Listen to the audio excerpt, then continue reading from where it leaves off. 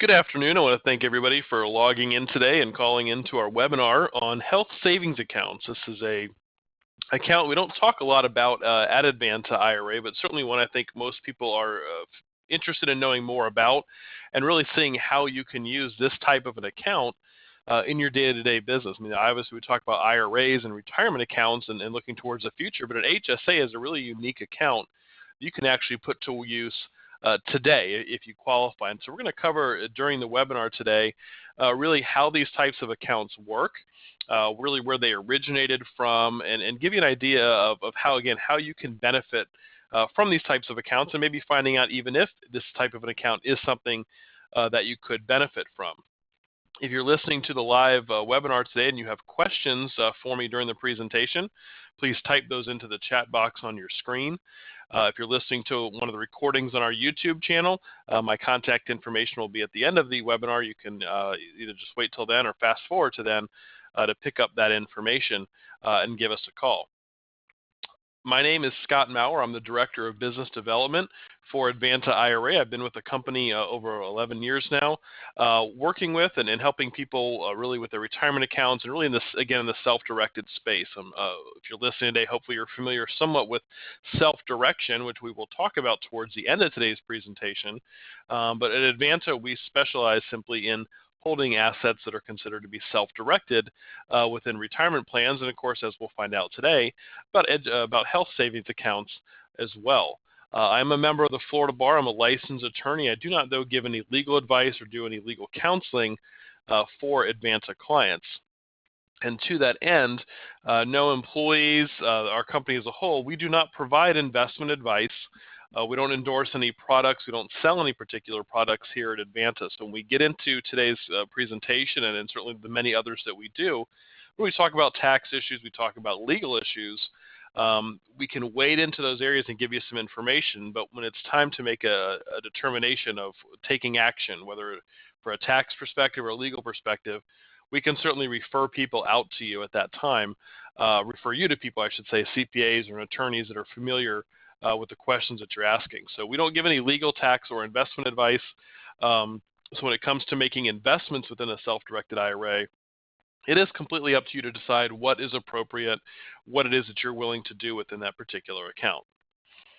Our company has been around since 2004, and again, the only business we have at Advanta IRA is doing the administration of self-directed accounts, basically holding qualified money. We don't hold any non-qualified money, but we only hold these assets you could typically hold in more conventional custodians, whether it's a brokerage firm or a bank holding holding a mutual fund or a stock. Those are the types of things that typically we don't do.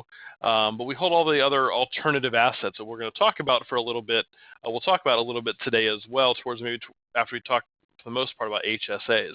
Again, we've been around since 2004. I think the benefit that our clients find in working with us, it really comes from our customer service. We have a local feel that we kind of assign every single account that comes into Advanta to a specific person, to a specific account manager, who will be responsible then for all of the interactions you have regarding your account. So you always have one point of contact with us, whether you're actually our next door or whether you live several hundred miles away. You're going to feel like you're next door with us.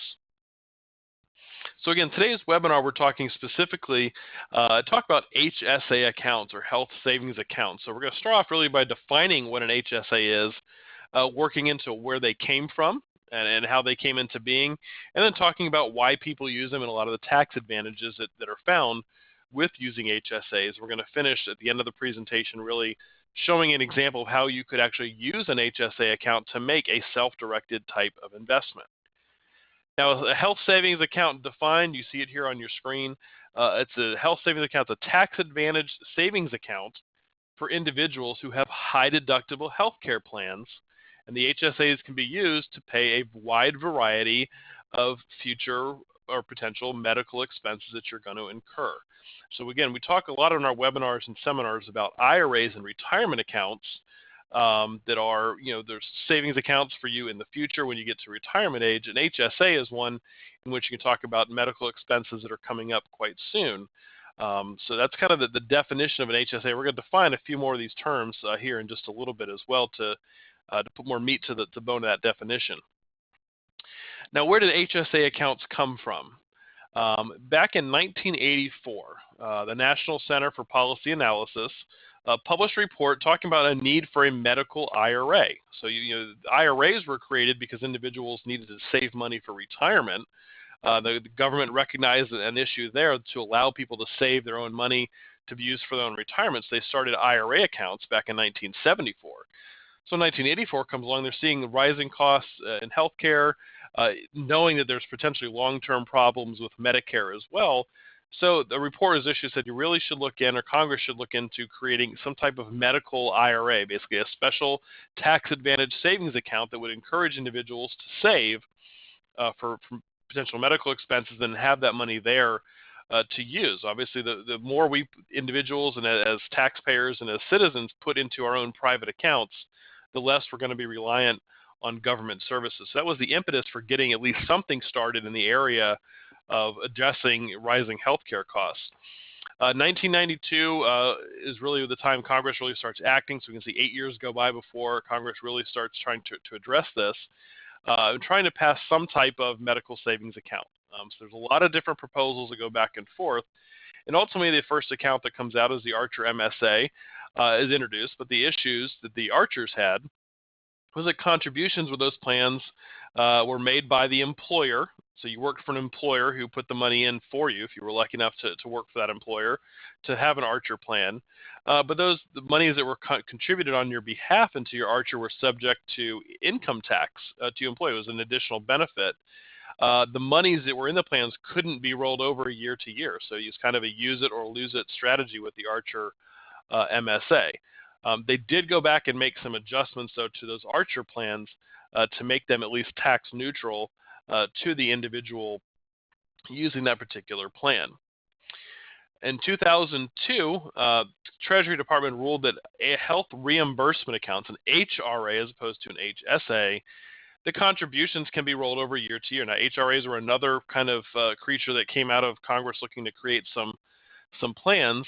They at least allowed you to roll over your contributions from year to year. So it was no longer a use it or lose it strategy. But the problem was with HRAs is that, again, they were tied for an employee who had an HRA.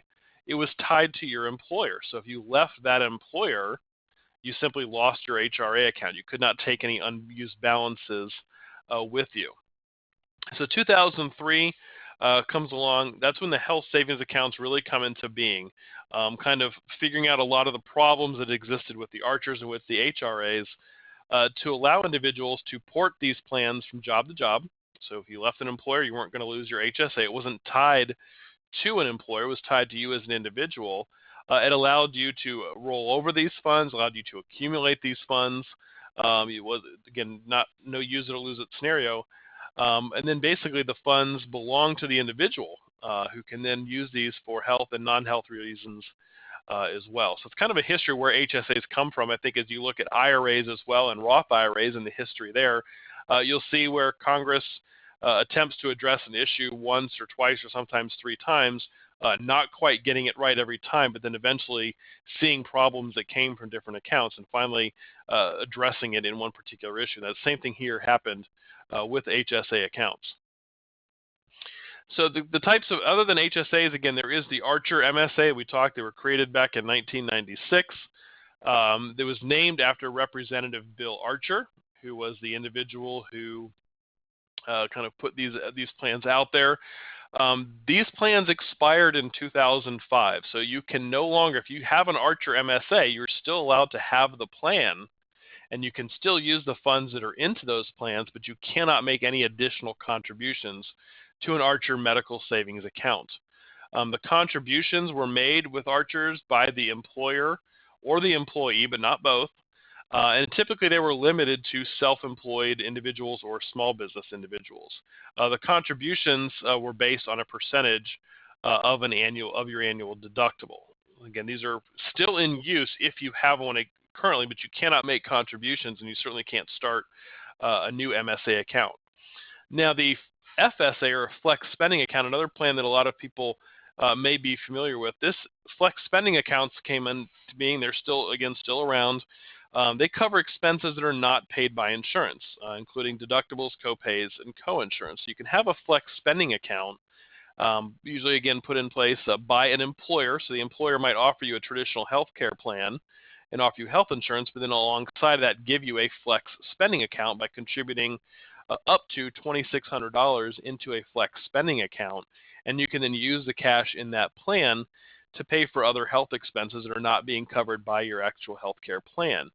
Under the Affordable Care Act, though, that went into place in 2010, you can only carry over up to $500 from year to year under a flex spending account. I know just from personal experience, talking with relatives and friends, a lot of people then with flex spending accounts may go to doctors or go get different procedures done towards the end of a year when they realize they're going to lose some of the funds in their flex spending accounts. They may as well go and have procedures done or go have checkups done. So again, flex spending, you can only carry over up to $500. And again, an issue with an FSA is that it's not portable job to job. So you cannot, again, move this account.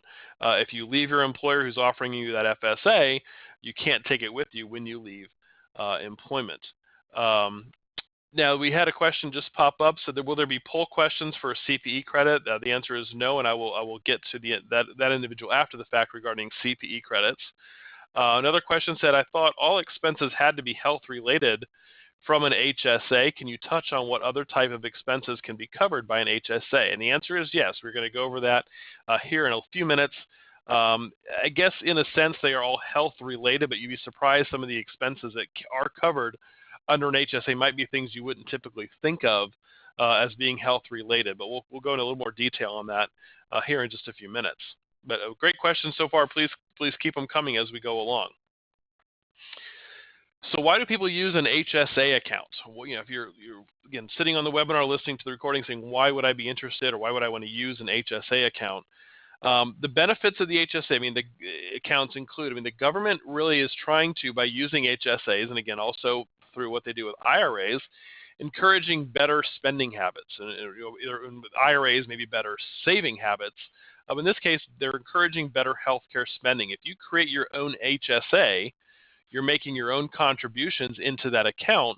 When you go to disperse the money and you're actually paying for some of these expenses, theory being that ultimately you're going to do more research on what you're doing and make better decisions. So, instead of just taking someone's word for it, maybe looking into your issues a little bit you have health-wise, maybe looking into different doctors. And obviously, again, the money going out is yours. Hopefully making more prudent monetary decisions that should, in theory, then ultimately lower healthcare costs as more people become cost-conscious to some extent with their healthcare and paying that ultimately also healthcare costs will be lowered across the board. Again, the benefits of HSA is that this is a special savings account that is used just for the expenses that we're going to cover today. There's certainly, again, the category, and there's more than what we'll cover, but we're touching on a lot of the big ones today. It is supplemental to health insurance coverage, so you still would have a health insurance plan. And we're going to go over the rules of what types of plans you have to have, but it's supplemental, so you have your own health insurance plan that's already covering you for certain expenses. This is just an added benefit along with it. And it is portable. So if you leave employers, again, the HSA is tied to you as an individual. It is not tied to your employer. You don't have to have an employer's plan. You don't have to, we'll get again the type of plans you have to have in just a moment. But you get to keep this account regardless of where you're working or who you work for, whether you're working for yourself or working for a company. And you get tax deductions for contributions. As we're doing the live webinar today, we're approaching the tax filing deadline coming up in a few weeks in April. If you make a contribution to an HSA account, you get a tax deduction on your tax return, just like you would with a traditional IRA account, so getting it right off on your 1040. Some other benefits include, though, that you're going to get tax-free growth on the investment. So again, like an IRA, you get like a traditional IRA, you get the deduction up front for your contribution. As you invest your HSA funds into stocks, bonds, real estate, notes, etc., the investments grow tax-free. And then the best part about HSAs is that you also then get a tax-free distribution for any qualified medical expense. So the HSA has the benefit of a traditional IRA in getting the deduction up front for the contributions you made, and you get the benefits of a Roth IRA in that you get tax-free distributions for any qualified expense. So that's why these plans are very beneficial for those individuals who try to take advantage of them and are able to do so.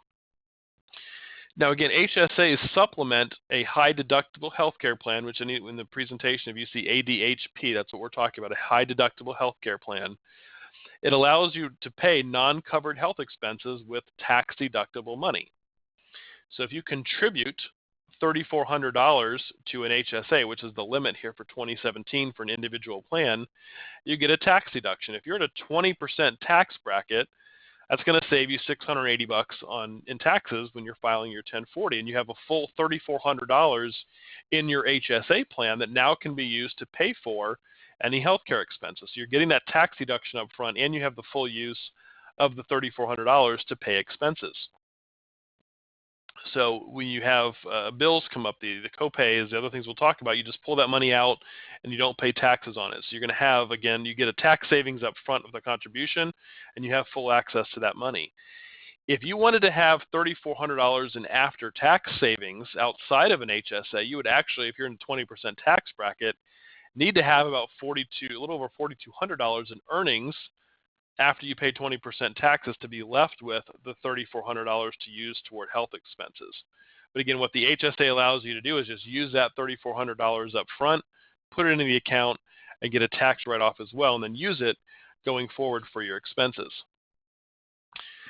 There's two main types of HSAs. There's an individual HSA plan, which covers one individual with a solo healthcare plan. There's also family HSAs, in which the healthcare plan is covering all members of the family under the particular type of plan. Again, which of these accounts might be best for you is a great question to have a discussion, probably with your tax advisor, maybe with your healthcare provider as well, to see what exactly you're trying to accomplish as far as making sure your family is covered, making sure yourself is covered as well. These do have different contribution limits as well, and you can certainly contact us with questions on those. But just so you know, there's two different types of HSAs, individuals and family plans. So to be eligible to have an HSA account, you must meet 4 different requirements to be eligible, again, to qualify and have that HSA account. The first and the biggest one is that you have to have a high deductible healthcare plan, an ADHP. Now, high deductible healthcare plans are one in which there are no copays for office visits or prescription drugs, other than preventative care. They do allow you to, let's say, like 1 office visit per year, just as a kind of a well care visit to go see your doctor. But if you're going to see your doctor because you're sick or ill, the high deductible healthcare plans do not cover, and there's no copay for those particular office visits. Again, the preventative care typically includes annual physicals, prenatal and well child exams, immunizations, and other certain screenings as well. So there's no copays until you actually meet your deductible. For 2017, if you're doing self-only, like an individual high deductible healthcare plan, your deductible must be at least $1,300 in order to have it qualify as an ADHP. So that's kind of considered the high deductible, is at least $1,300 or more. And again, no copays as well. For a family coverage, it's $2,600 deductible. And the plan has to have out-of-pocket maximums as well. Again, the maximum amount that you will spend out of your pocket in a given year when you include deductibles and other expenses as well. So again, the first requirement to having HSA is to have a high deductible health plan. If you're watching this webinar today and saying, okay, well, my deductible is over $1,300, I'm not sure about my copays, a lot of times the easiest way to find out if you're eligible for an HSA is simply call your insurance company and ask them, is my plan HSA eligible, or is this considered a high deductible health plan? They should be able to tell you in a matter of moments whether or not you would qualify there. So the first requirement, have a high deductible healthcare plan. You also cannot have any other health coverage. So you can have vision or dental plans or long-term or disability insurance or workers' comp. But what you cannot do is have a high deductible healthcare plan and also then have a separate, say, employer's plan. So you have a healthcare plan through your employer, but you want to establish an additional high deductible healthcare plan on the side. I'm not sure necessarily why you would do that, but there might be some reasons. But if you have other healthcare coverage, and you cannot then have an HSA account. You cannot be enrolled in Medicare, and you also cannot be claimed or listed as someone else's dependent. So if you meet these 4 requirements, again, having a high deductible healthcare plan, you don't have any other healthcare coverage, you're not enrolled in Medicare, and you're not someone else's dependent, then you have qualified then to have an HSA account and make those contributions and take advantages of the tax statuses that an HSA offers. Now, for the purposes of making a full year contribution to an HSA, the IRS kind of has an interesting rule, and they call it the first day of the last month rule. What this is stated is you are treated, so if you're looking to start an HSA and you wanted to, say, start one for 2017, but you haven't had that plan in place for the full calendar year, you haven't started one yet. The IRS rule is that so long as you have that high deductible healthcare plan in place by December 1st of that year, you can still make a full contribution to your HSA account. So in order to make, say, a full $3,400 contribution, you have to have your plan in place by December 1st of that particular year. And then you must maintain that high deductible healthcare plan for a full 12 months. If not, you'll be forced to take a distribution of a prorated amount of that contribution. So let's kind of look at an example what that means. Ben enrolls in a high deductible healthcare plan on November 30th, 2016. That means then the IRS is going to treat him under the first day of the last month rule that he has had that high deductible healthcare plan in place for all of 2016. He is then able to make a full contribution, which for 2016 that amount was $3,350 to the HSA for his 2016, and take that deduction on his tax return. Okay, so he got that plan in, he got the high deductible healthcare plan established by the first day of the last month. If he, though, loses that coverage, if he cancels his ADHP coverage prior to November 30th of 2017, he would have to distribute a prorated amount from the HSA account based on how long that plan was in place. And that distribution would actually be subject to tax because he got a deduction for it, and a 10% penalty. So if you're getting started with an ADHP and you're going by this first day of the last month rule, you want to make sure that you have this plan in place, the ADHP, for a full 12 months before you cancel it. That just, again, you don't want to have the taxes and penalties or having to distribute any portion thereof. And again, contributing to an HSA, the contribution limits for an individual for a solo HSA plan is $3,400 a year. For a family plan, it's $6,750 is the annual contribution limit to an HSA. The contributions have to be made in cash, and there is a catch-up contribution. If you're over the age of 55, it's $1,000. The IRS does allow you, if you're looking at funding an HSA account, when you're initially funding, you can do a one-time rollover from either a traditional or a Roth IRA to your HSA, but it is subject to the annual contribution limits. So if I had 50 grand in my traditional IRA and I'm starting an HSA, the IRS will allow me a one-time rollover of up to $3,400 if it's a solo plan into that particular HSA to get it started.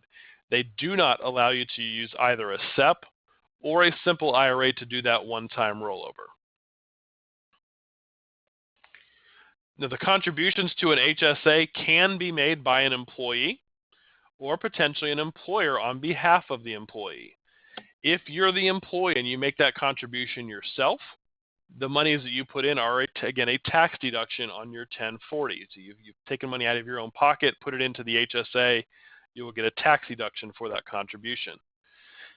If your employer makes the contribution for you, those contributions are not included in your income. So again, you're getting that money in there without any tax implication to you whatsoever. Deductions can be taken even if you don't itemize on your tax return. So for the HSAs, they can come right off the top when making those contributions. Now again, the contribution deadline for an HSA is again up to your filing date. So April 15th, or in this case for 2017, the filing deadline is April 18th. But that's the deadline, same as a traditional or Roth IRA, for making contributions to your HSA account. Now, again, the interesting thing, and one of the huge benefits of an HSA account, is that distributions for HSAs are tax-free regardless of your age, regardless of how long the plan has been in existence, so long as you meet two requirements.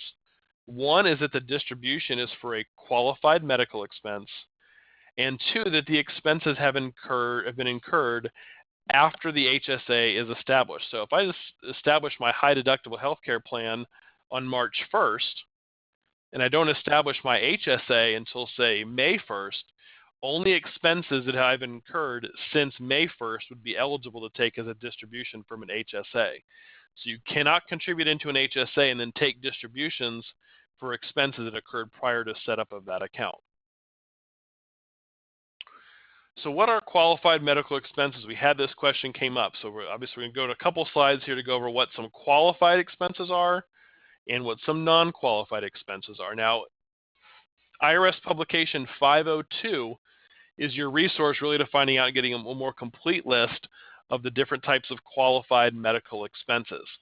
The qualified medical expense would include amounts up to your healthcare plan deductible. So again, if I have a high deductible healthcare plan with a $2,000 deductible, any payments I need to make to reach my deductible could be used or could be made from my HSA account. The cost of doctor's visits outside of your copay.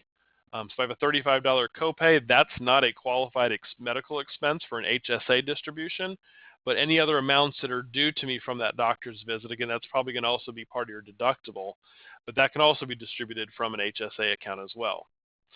Now, dental care and vision care, again, the office visits, the cleanings, x-rays, fillings, braces if it's dental care. For vision care, the exams, the glasses, contacts, and surgery are also considered qualified medical expenses to be paid from an HSA account, but only if those expenses are not covered under another plan. So if you have a separate dental or a separate vision plan, you cannot take a distribution from an HSA for dental or vision care. Medications, any prescription medication, insulin, any over-the-counter medications that have been prescribed. So if you were to go to a doctor and they prescribe you a certain milligram, say, of Advil or of ibuprofen, even though ibuprofen is over-the-counter medication, the fact that it's been prescribed to you means that that medication would qualify to be paid from your HSA account. Other qualified expenses, this we'll get into some of those one maybe that you think are not necessarily always healthcare related, but chiropractors, bandages, and other over-the-counter first aid kits are also HSA eligible. So obviously buying Band-Aids and things of that nature. If you're paying for the dependent care for someone who's disabled, that is also an expense that qualifies to be distributed from an HSA tax-free. If you're making capital improvements to a home with the main purposes for medical care, installing, say, a ramp or in a shower or even to get into a house with the purpose, obviously this is someone who's wheelchair bound who needs that addition or needs that improvement to a home, that also can be a qualified HSA expense. Just long-term care in general, psychiatric or psychological care is included as an HSA expense. And then also any lodging or trip expense for a trip that is primarily for medical care. If you're going to see a specialist in another state potentially, and you even have to spend a few nights there or spend in a hotel to get that specific medical care, those expenses for that trip also can be a qualified medical expense. Obviously, for those situations, you want to keep probably pretty good records of exactly what it was that you were going there for and what was spent on those items. I'm sure the HSAs would not cover if you went on that trip for you to do any sightseeing expeditions things, but as far as your lodging and some of your other incidentals for that trip would be covered by an HSA. Now, what are some things that are not covered by an HSA? Your healthcare plan premium. Okay, so you have your HSA account, and obviously your premium is say $500,000, $600,000 a month. An HSA cannot be used to pay any portion of that premium unless you are on COBRA, which is when you leave an employer, you get COBRA coverage for a few months. Those COBRA payments can be used, but any regular health care plan premiums cannot be paid from using an HSA account. I misstated something earlier. If you do have an office visit, if it's a copay, your copay, obviously the office visit is going to be paid by your HSA. Any expense relating to that office visit, you would not have a copay again with with a high deductible healthcare plan, but your office visit can be paid. Obviously, it's a qualified medical expense. I want to clarify something I misstated earlier. So non-qualified expenses, your healthcare plan premiums. Again, non-prescription drugs. So any over-the-counter medication, ibuprofen, Tylenol, cold and flu medication, if it hasn't been prescribed, it is not a qualified expense. Weight loss programs. If the purpose of the weight loss is your improvement in your appearance, say you're just not happy with the way you look, so you buy a weight loss program, that is not a qualified medical expense. But if it is ordered by a doctor pursuant to a diagnosis or disease, and a doctor saying, you absolutely must lose weight, and I'm putting you on a regimen because this is endangering your health, then potentially weight loss programs could be a qualified HSA expense. Any type of cosmetic surgery, teeth whitening, nutritional supplements, cosmetics, babysitting expense, health club dues are also not considered qualified medical expenses. Medical expenses that are being reimbursed by a flex spending account or a medical savings account. You can't double dip and also have the HSA pay for those as well. And also payments for future medical expenses. So you can't say prepay with an HSA for potential expenses you're going to have coming up in the future. You have to have an expense that has you've already incurred that expense since the HSA was in being. So again, these are some examples of some non-qualified expenses. To get the full list, you really can go to that IRS publication 502 that it gives you what's qualified, what's not, and goes into some of these issues in a little bit more detail as well. Again, when you have an HSA, whether it's with Advanta or potentially another firm, you request distributions to pay for these expenses.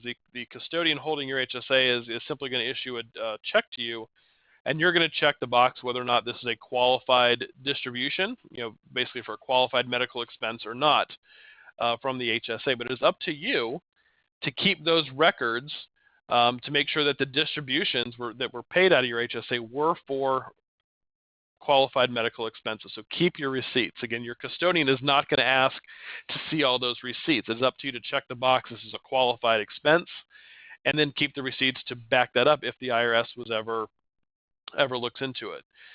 So keep the records that show those receipts, keep the receipts to qualified expense.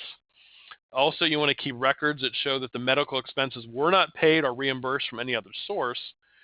And also that if you did have a lot of medical expenses, you did not take them as an itemized deduction in any tax year. Those of you who may unfortunately had that circumstance, you've had a lot of medical expenses in a given year, the IRS does allow you to take a deduction for those expenses if they reach a certain percentage of your income for that year. So if you did have a situation in which you took a deduction for medical expenses, you cannot then also be able to take that as an HSA distribution. So make sure that you have those records again showing this activity. Now again, when you get into the distributions from an HSA, the interesting thing about how HSAs works is that you can take a tax-free distribution anytime after the expense has occurred. Okay, so if I have an expense that occurred this year, obviously I can pay for it right at the point of sale or when that happens, or I can pay it later in the year. You can also, with an HSA, take it at any time in the future. So if I save my receipts for a number of years, I can simply take distributions farther on down the line. So we have kind of a little bit of a long example just to go through and really show how someone might use an HSA over a period of years. So we have Joe. He has a self-only HSA plan. He puts in a full $3,400 contribution here in 2017. Then he has $1,000 of expenses from May through December, and at the end of the year, he simply takes a distribution from his HSA of $1,000. So that comes out, he gets a $3,400 deduction for making the contribution. When he pulls $1,000 out, it comes out to him completely tax-free, and the $2,400 that's left just remains in that account in HSA for other future expenses and certainly any earnings that might be coming into his account as well. 2018, Joe makes another contribution to his account, deductible contributions. Now he's got $5,800 in his account between the remaining part that rolled over and his new contribution. He has a surgery that cost him $3,000 out of pocket. He takes the immediate distribution in March to pay those expenses. Again, the fact that the expense just happened, he can take the money right back out to pay for that expense. It's tax-free to him, and he leaves the other $2,800 in the HSA. After that, he has another $500 or so more in expenses that he does not take a distribution for in 2018. So he could have taken $500 out and paid that, but he instead just continues to roll the full $2,800 over in the account. So at the start of 2019, he has $2,800 in the account. He has the $500 of medical expenses, doesn't take reimbursement. He makes another contribution to the HSA in January of $3,400. During the year, he has another $1,000 of qualified expenses, but he still takes no distributions. Again, the IRS is not requiring you to take a distribution every year or at the time that the distribution would be eligible. 2020, he now has $6,200 plus any earnings in his HSA and a $1,500 of total expenses. He again makes his annual contribution, accumulates another $1,000 or so in expenses, doesn't take any distribution from his HSA. He's continuing to have this money continue to pile up in his HSA, and he's keeping track of all of his expenses now within the IRA. So at the end of, or in the HSA, so in 2020, he's got $1,500 of expenses that he could pull money out of his HSA tax-free if he wishes, or he could continue simply just to wait and have the money in his HSA continue growing tax-free. So in 2030, at the beginning of the year, let's jump forward 10 years, he's got $60,000 in his HSA, and over the last 12 years since he's had the plan, he has $20,000 of qualified expenses. He never took distributions for any of those $20,000 of expenses. In 2030, Joe can simply take a $20,000 tax-free distribution from the HSA account. Again, he let those expenses accumulate, then down the line simply takes a distribution that covers all of those qualified expenses. And again, Joe's going to want to have receipts for all of those as well. So let's say 2031 comes, he decides he wants to remove some of the money from his HSA, but he doesn't have any more qualified expenses. What would his options be? So he's got the $40,000 or so sitting in the HSA, is no longer going to continue with the healthcare HSA plan. What would he be able to do? He doesn't have any qualified expenses. Well, if he's under the age of 65 and he takes a distribution from the HSA, a non-qualified distribution, the distribution is going to be subject to income tax and to a 20% penalty. So a little more severe penalty than taking money out of an IRA account. If he is over 65 or has become disabled, the 20% penalty does not apply, but non-qualified distributions would still be subject to income tax. So naming a beneficiary for your HSA account, again, with IRAs and retirement accounts, most people are familiar with naming beneficiaries for those types of accounts. For an HSA, there are a couple of special rules apply that we want to make sure that we cover. Number one, if you name your spouse as a beneficiary, then the spouse can continue treating the HSA as their own. If you pass away, your HSA passes along to your spouse. They use it as their own HSA and can then use it for future qualified medical expenses that they have. If you name a non-spouse as a beneficiary, so your children, grandchildren, brother, sister, friends, when you pass away, the HSA will cease to be an HSA account, and then the value of the HSA is taxable to your beneficiary in the year that you die. So they will receive all of the remaining funds in the HSA and then have that amount be subject to income tax of that particular year. If you were to leave your estate as the beneficiary, then simply when you pass away, the value of your HSA will be included in your final income tax return for yourself. So what we've covered thus so far today, certainly if you have any questions that we didn't cover, get those typed into the box. Really has been a lot of the basics of HSAs. Obviously, there's a little bit more information we could get into. We don't necessarily have the time for it in our segment. I want to get to a few other things as well. But if you have other questions, please either type them into the chat box, or you can reach out to me, reach out to our offices here at the end of the webinar, and we'll get some of those questions answered for you as well. So we talk about contributing to an HSA. We talk about putting contributions, taking money out, distributions, etc.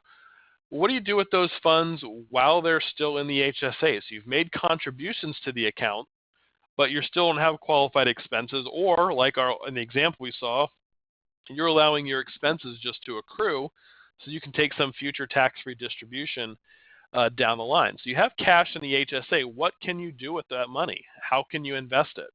Well, again, what's different with what we do here at Advanta IRA is you can actually use your HSA to invest in real estate, whether you're buying property, raw land, rental properties. You can invest in notes, using your IRA, you're using your HSA account to lend money to some third party, or investing in a mortgage or a promissory note. Your HSA could, and the benefits of these investments simply are that whatever your returns are, you're buying real estate and you have rent coming back into your HSA. That's helping just build the value of your HSA for future medical expenses that you're going to have. Same thing with the notes. Any gains, any payments due under a note come back into the HSA, and again, helping to grow that particular account. In addition to real estate and notes, you can also invest your HSA into private placements like private LLCs, hedge funds, partnerships. You can invest in precious metals, foreign currency trading accounts. There's a lot of different things you can do with an HSA if you choose to self-direct it. Again, that's what we specialize here at Advanta, is allowing you to use those HSA funds and put them into alternative investments. The only two investments the IRS will not allow you to make with your HSA are you cannot purchase life insurance and you cannot purchase collectibles. And your collectibles would include antiques, artwork, stamps, and coins. Again, there are some coins, the gold and silver American Eagles, that are permitted underneath to hold within an HSA. But the restrictions here on HSA investments mirror the same restrictions that you would find on an IRA account. That's why Advanta, primarily as a retirement plan administrator, we can hold HSAs as well because they're following some of the same set of rules. They have the same access to different investments, and they have similar tax benefits as well, as we've already discussed. So in addition to life insurance and collectibles, you also cannot have your HSA invest with any disqualified persons. And anyone who's familiar with our classes knows disqualified persons for IRAs, and again, in this case, HSAs, include the HSA owner and their spouse, any parents and grandparents of the HSA owner, as well as children and grandchildren of HSA's owners as well as any spouse. So your HSA, for instance, cannot buy a piece of real estate and rent it out to yourself, to your spouse, to your children, to their spouses, etc. It has to be, your HSA investment has to be with a third party, kind of on a business length or an arm's length transaction. So what does an example look like of what we've seen some people do with their HSA accounts? And the one example we're going to go through today is an individual who has money in an HSA who wants to invest in real estate. And she knows, Heather in this case, knows other people who buy, fix, and flip properties. So she's got a good network of investors. Maybe she's using her IRA to already invest with some of them. But she has this $20,000 in an HSA sitting in mutual funds, not really happy with the returns. Maybe she's got a little skittish on the stock market of exactly what's going in, and she certainly doesn't want to lose money in her HSA. She thinks I can get better return on my money by investing into real estate. The fact that I have $20,000 might limit me in actually buying a property, but I could lend money to somebody else either on a mortgage or on an unsecured basis from my HSA account. So Heather meets Steve. Steve has already acquired a property for rehab, so he went through the process of buying the property, has it, but he's doing the rehab work. He needs an additional $20,000 in rehab costs, obviously, to get the property fixed up and get it ready to sell. So Laura offers to lend him $20,000 from her HSA account and then split the profits with him when the property sells. So again, he needs that short-term loan. Her HSA has the money that she can then use either as an unsecured basis or have Steve sign over a mortgage to her HSA account.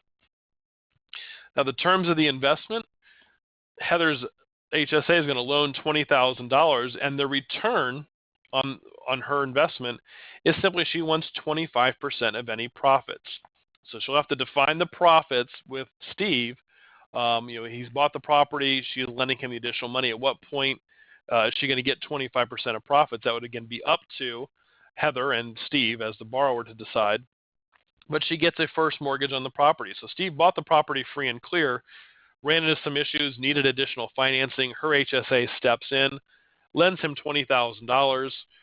He's able to fix the property up, sell it, make a profit. He makes $30,000 on the sale of that property as a profit.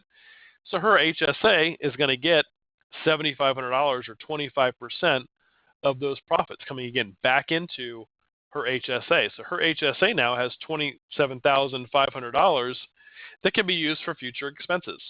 Okay, again, in any expense since she has started the HSA. So if she has, after she does this deal with Steve, the money's come back in. If she has $27,500 of expenses, she can simply take a distribution right then and there.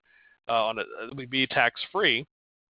Or she could just continue to grow the HSA through additional investments. So she could continue doing deals with Steve or other people, continue making investments, and it's just at some point in the future, she has qualified medical expenses. She can take a distribution on a tax-free basis at that time.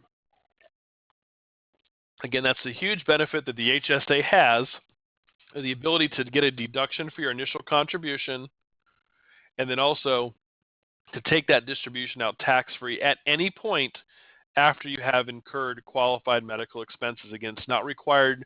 There's no use it or lose it. That's one of the things the HSA fixed that some of the other plans had issues with in the past. And the fact that you can use it, you can take that distribution whenever you like. It's not required to be taken right away. So I hope everybody learned a lot in today's webinar. My contact information is here on the last slide. You can reach out to me with any additional questions that you have. If anybody has questions, please type them into the chat box on the screen here. We'll make sure we get those answered. You can always visit us at advantaira.com. For our other upcoming events and seminars, we typically do a live webinar or seminar every week, whether it's in one of our offices in Tampa or Atlanta, or again online, just like today's webinar was. You go to our website, you'll find a lot of good information, and really you can also check out our YouTube page. We have two ways you can watch our webinars. We record every one that we do. We place them on our learning library on our website. You can also find us on YouTube and find those other lists of other seminars that we've had. The question gave us that my husband and I have HDHP individually through our employers, and both of us have HSAs. Can we do a joint self-directed HSA? I think the question would be to find out if you both have the same healthcare plan, would be to have a family HSA account. And that point at which you could have a joint self-directed HSA as a family plan. If you do have two separate solo individual HSAs through two different employers, then you would have to have two different self-directed HSA accounts with us, but they could both be used together to make an investment. So even though you each would have your own separate HSA, you could use them in the same investment and then split the income and expenses from that investment proportionally between your two HSAs. So if, say, a husband and a wife each had 20 grand in an HSA, they each could contribute $20,000 toward an investment and then split the profits 50-50 between their two HSAs going forward. So you cannot have a joint HSA if you do have two solo plans, but you can use those together as two separate accounts making the same investment. Again, the one thing you might look into is simply whether or not you have the ability, if it is through your employer and you can do a family plan, then you might be able to have just one self-directed HSA with us. Hope that answered your questions. If not, please reach out to us. And again, I want to thank everybody for logging in today. Again, please visit our website at advantaira.com. If you enjoyed today's webinar, you want to find out other things about IRAs and self-directed IRAs and more about self-direction as well, You're going to find that information on our website, again, in our learning library, or on our YouTube page as well. So I appreciate, again, everybody listening in today, and we look forward to talking with you.